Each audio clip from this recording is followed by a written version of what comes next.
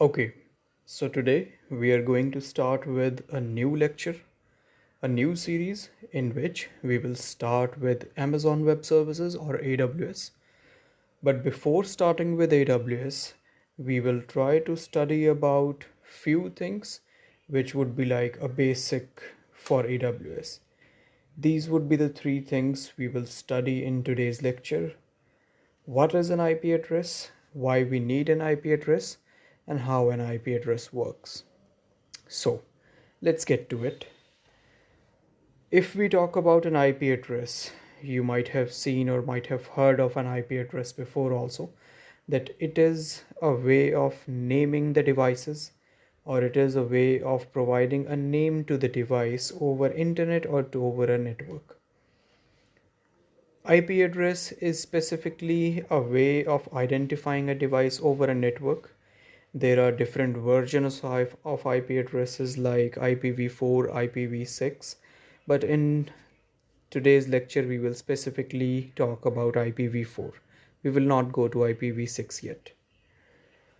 Okay, so if we talk about IPv4, IPv4 simply is a way of addressing or a logical way of addressing. Uh, yeah, it is a logical way of addressing. There is also a physical way of addressing, which is called MAC address or media access control. But IP address is actually a logical way of addressing, which means if you have an IP address and you release the IP address, that can be assigned to any other device also. But the physical address or MAC address is not something which can be assigned to any other device. MAC addresses or media access control addresses are actually connected to your device or bind to your device in specific. So we can think of an IP address as a specific name or a nickname or a pet name of a device which can be given to one device or to another device depending on the time. Let's create a small diagram here. Okay, so let's say this is your PC. We can type PC here. Your PC is connected to a switch or maybe a router, and that switch is further connected maybe to a server or maybe to any other device. Okay, so if your PC wants to communicate with the server, how the PC will know which one is the server? Maybe let's do one more thing.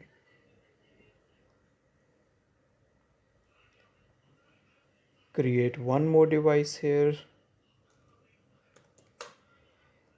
which is again right there connected to your device or connected to your network or to the switch. Let's remove this.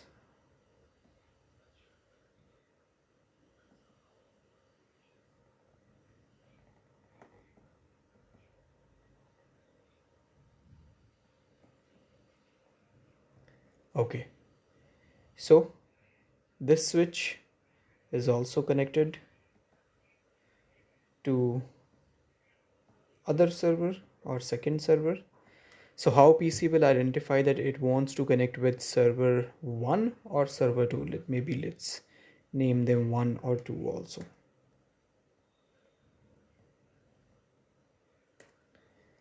Okay, so let's say we have a packet. Maybe denote the packet with the red color or orange.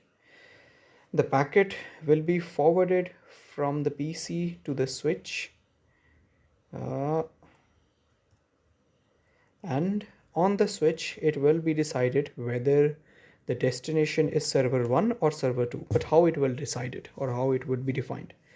So inside the packet we will have the information of the destination IP address.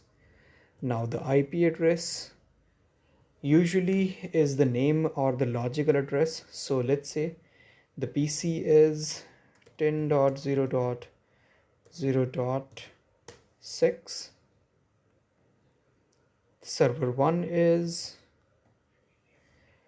10.0.0.5 and server 2 is 10.0.0.4. So this packet will actually have the information of the destination, whether it will go to destination of 0.05 or it will go to the destination of 0.04 device. So this is actually a naming of the device or the way of naming the device so that we can actually identify the device in a network. Now an IP address is made up of 32 bits if we talk about the IPv4. So IPv4 we can simply say is of 32 bits. Now what does it mean? It means it would be identified as IP address is of two types, IPv4 and IPv6. IPv4 are actually made up of 32 bits. 32 bits in what way is it is mentioned in the memory as 32 sequential bits. The sequence can be a sequence of zeros and ones. I am representing all the bits as one for now just to make you understand, but it can be any other combination also. So it would be like this.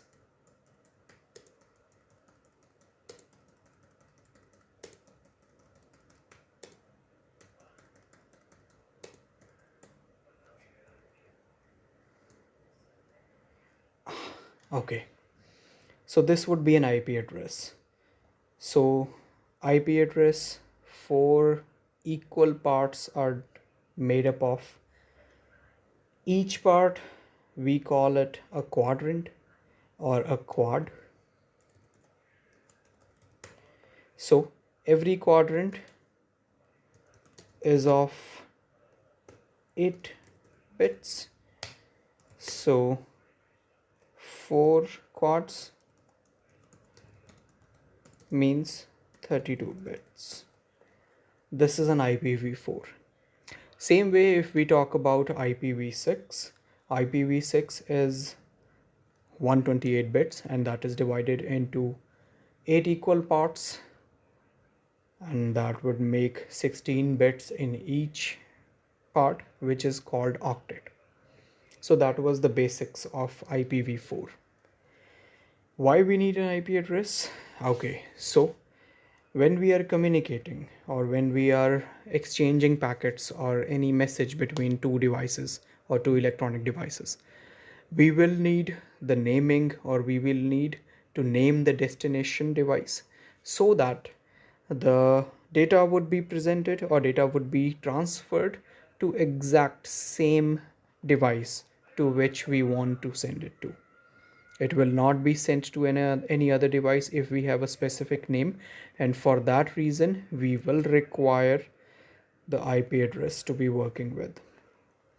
How an IP address works? Okay, so IP addresses work on the basis of two different mechanisms. One is called manual assigning IP addresses, other one is called assigning IP addresses automatically. Manual assignation simply means you have an IP address, you are assigning it to the device directly, and that device is possessing that IP address for the communication.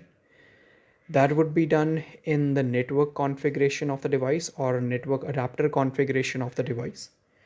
If we talk about the automated way, that is with the help of a server, specific server, that is called DHCP, Dynamic Host Configuration Protocol. This is actually a server which keeps the services or keeps the network under monitoring for a new device to be attached with the network, and when it finds a new device is connected, it will automatically uh, go to that device and provide an IP address to that device from the available IP addresses in the pool. So that would be all for today. Let's connect in the next lecture. Please comment below if you have any question or you want to know more about the things.